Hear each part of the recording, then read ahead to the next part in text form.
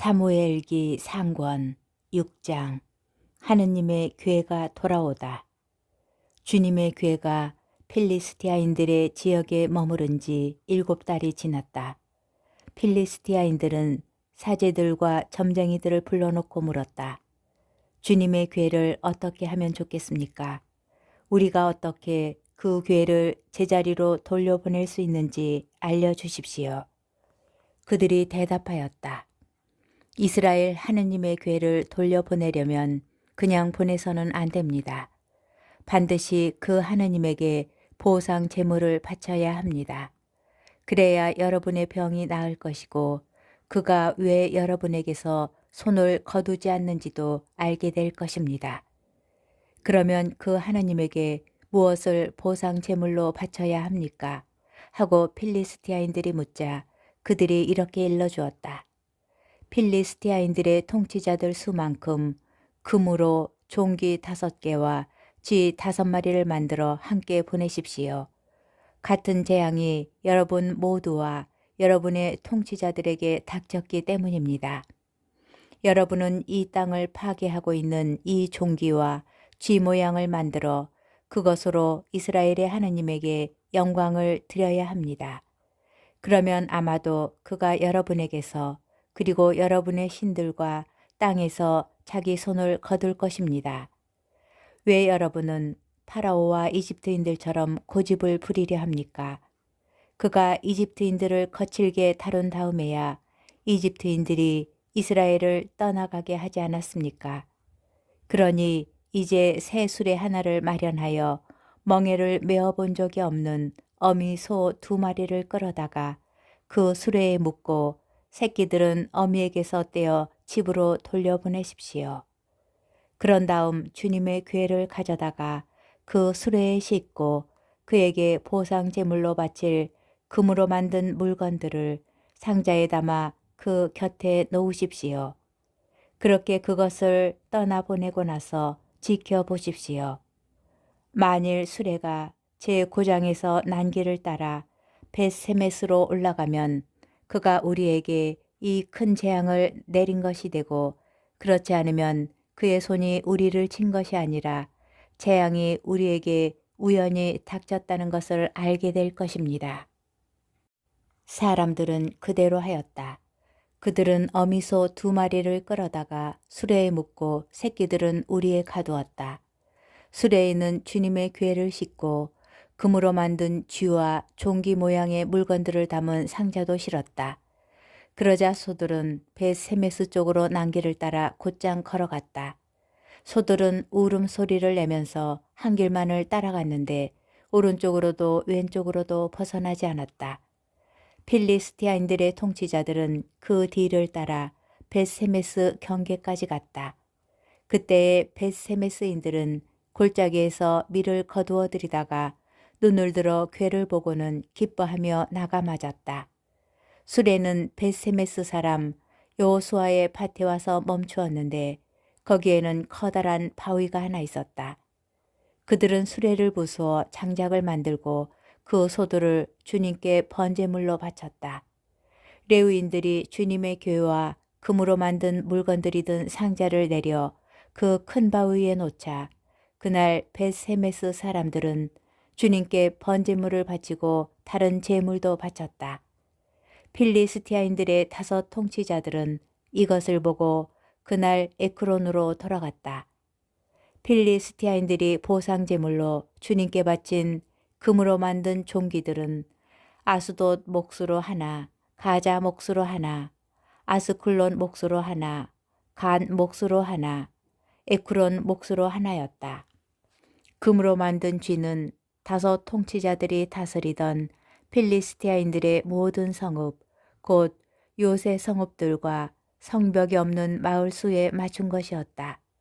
주님의 괴를 올려놓았던 그 큰 바위는 오늘날까지도 벳세메스 사람 여호수아의 밭에 그대로 있다. 그런데 주님께서는 벳세메스 사람들이 주님의 괴를 보았기 때문에 그들을 치셨다. 그 백성 가운데에서 70명과 5만 명을 치신 것이다. 주님께서 그 백성을 그토록 크게 치셨기 때문에 그들은 애도하였다. 벳세메스 사람들은 이렇게 거룩하신 하느님이신 주님 앞에 누가 감히 나설 수 있겠는가? 그리고 이분을 어디로 보내어 우리에게서 떠나시게 할까 하고 의논하였다. 그러다가 그들은 키르얏 여아림 주민들에게 심부름꾼들을 보내어 필리스티아인들이 주님의 궤를 돌려보냈소. 내려와 모시고 올라가 주시오 하고 청하였다. 사무엘기 상권 7장. 그러자 키르얏 여아림 사람들이 와서 주님의 궤를 모시고 올라갔다.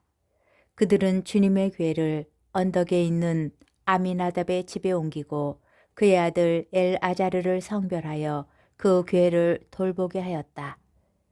사무엘이 판관으로서 이스라엘을 다스리다. 궤가 키르얏 여아림에 자리 잡은 날부터 20년이라는 긴 세월이 지났다. 이스라엘 온 집안은 주님을 향하여 탄식하고 있었다. 사무엘이 이스라엘 온 집안에게 말하였다. 여러분이 마음을 다하여 주님께 돌아오려거든 여러분 가운데에서 낯선 신들과 아스타롯을 치워버리시오. 여러분의 마음을 주님께만 두고 그분만을 섬기시오. 그러면 그분께서 여러분을 필리스티아인들의 손에서 빼내어 주실 것이요. 그리하여 이스라엘 자손들은 바알과 아스타롯을 치워버리고 주님만을 섬겼다. 그러고 나서 사무엘이 말하였다. 온 이스라엘 백성을 미츠파로 모이게 하시오. 내가 여러분을 위하여 주님께 기도를 드리겠소. 사람들은 미츠파로 모여와서 물을 길어다가 주님 앞에 부었다. 바로 그날 그들은 탄식하며 저희가 주님께 죄를 지었습니다 하고 고백하였다. 사무엘은 미츠파에서 이스라엘 자손들을 위하여 판관으로 일하였다. 필리스티아인들은 이스라엘 자손들이 미츠파에 모였다는 소식을 들었다. 그래서 필리스티아인들의 통치자들이 이스라엘을 치러 올라왔다. 이스라엘 자손들은 이 소식을 듣고 필리스티아인들을 두려워하였다. 그리하여 이스라엘 자손들은 사무엘에게 필리스티아인들의 손에서 우리를 구해주시도록 주 우리 하느님께 쉬지 말고 부르짖어 주십시오 하고 청하였다. 사무엘이 젖먹이 어린 양 한 마리를 끌어다가 주님께 온전한 번제물로 바치면서 이스라엘을 위하여 주님께 부르짖자 주님께서 그에게 응답하여 주셨다. 사무엘이 아직 번제물을 바치고 있을 때 필리스티아인들이 이스라엘과 싸우려고 다가왔다. 그날 주님께서 필리스티아인들 위에 큰 소리로 천둥을 울리시어 그들을 혼란에 빠뜨리시자 그들은 이스라엘 앞에서 패배하였다. 이스라엘 사람들은 미즈파에서 나와 벳 카르 아래까지 쫓아가며 필리스티아인들을 쳤다. 사무엘은 돌을 하나 가져다가 미즈파와 센 사이에 세우고 주님께서 여기에 이르기까지 우리를 도우셨다 하며 그 돌의 이름을 에벤 에제르라 하였다. 필리스티아인들은 이렇게 꺾이고 나서 다시는 이스라엘 영토로 들어오지 않았다. 사무엘이 살아있는 동안에는 주님의 손이 필리스티아인들을 억누르셨던 것이다. 에크론에서 가세에 이르기까지 필리스티아인들이 이스라엘에게서 빼앗은 성읍들이 이스라엘에 되돌아왔다. 이스라엘은 거기 딸린 지역들도 필리스티아인들의 손에서 빼내었다. 그리고 이스라엘과 아모리족도 평화롭게 지내게 되었다.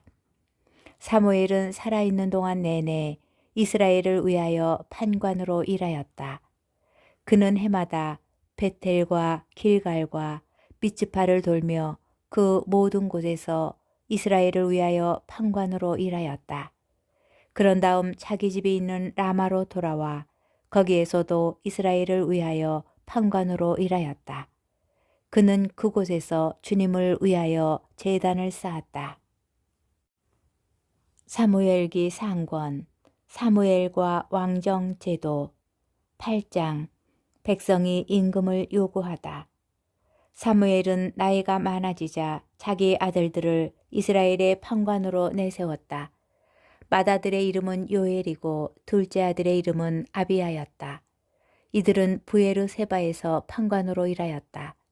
그런데 사무엘의 아들들은 그의 길을 따라 걷지 않고 이 속에만 치우쳐 뇌물을 받고는 판결을 그르치게 내렸다. 그러자 모든 이스라엘 원로들이 모여 라마로 사무엘을 찾아가 청하였다. 어르신께서는 이미 나이가 많으시고 아드님들은 당신의 길을 따라 걷지 않고 있으니 이제 다른 모든 민족들처럼 우리를 통치할 임금을 우리에게 세워주십시오. 사무엘은 우리를 통치할 임금을 정해주십시오 하는 그들의 말을 듣고 마음이 언짢아 주님께 기도하였다. 주님께서 사무엘에게 말씀하셨다. 백성이 너에게 하는 말을 다 들어주어라. 그들은 사실 너를 배척한 것이 아니라 나를 배척하여 더 이상 나를 자기네 임금으로 삼지 않으려는 것이다. 그들은 내가 이집트에서 데리고 올라온 날부터 오늘에 이르기까지 나를 저버리고 다른 신들을 섬기며 그런 짓을 저질러 왔는데 그 모든 짓을 너한테도 그대로 하고 있는 것이다. 그러니 이제 그들의 말을 들어주어라. 그러나 엄히 경고하여 그들을 다스릴 임금의 권한이 어떠한 것인지 그들에게 알려주어라. 사무엘은 자기한테 임금을 요구하는 백성에게 주님의 말씀을 모두 전하였다. 사무엘은 이렇게 말하였다. 이것이 여러분을 다스릴 임금의 권한이요. 그는 여러분의 아들들을 데려다가 자기 병거와 말 다루는 일을 시키고 병거 앞에서 달리게 할 것이요. 천인 대장이나 50인 대장으로 삼기도 하고 그의 밭을 갈고 수확하게 할 것이며 무기와 병거의 장비를 만들게도 할 것이요. 또한 그는 여러분의 딸들을 데려다가 향 제조사와 요리사와 제빵 기술자로 삼을 것이요. 그는 여러분의 가장 좋은 밭과 포도원과 올리브밭을 빼앗아 자기 신하들에게 주고 여러분의 곡식과 포도밭에서도 11조를 거두어 자기 내시들과 신하들에게 줄 것이요. 여러분의 남종과 여종과 가장 뛰어난 젊은이들 그리고 여러분의 나귀들을 끌어다가 자기 일을 시킬 것이요. 여러분의 양떼에서도 11조를 거두어 갈 것이며 여러분마저 그의 종이 될 것이요. 그제야 여러분은 스스로 뽑은 임금 때문에 울부짖겠지만 그때 주님께서는 응답하지 않으실 것이요. 그러나 백성은 사무엘의 말을 듣기를 마다하며 말하였다. 상관없습니다. 우리에게는 임금이 꼭 있어야 하겠습니다. 그래야 우리도 다른 모든 민족들처럼 임금이 우리를 통치하고 우리 앞에 나서서 전쟁을 이끌 수 있게 될 것입니다. 사무엘은 백성의 말을 다 듣고 나서 그대로 주님께 아뢰었다. 주님께서는 사무엘에게 그들의 말을 들어 그들에게 임금을 세워주어라 하고 이르셨다. 그래서 사무엘은 이스라엘 사람들에게 저마다 자기 성읍으로 돌아가시오 하고 일렀다.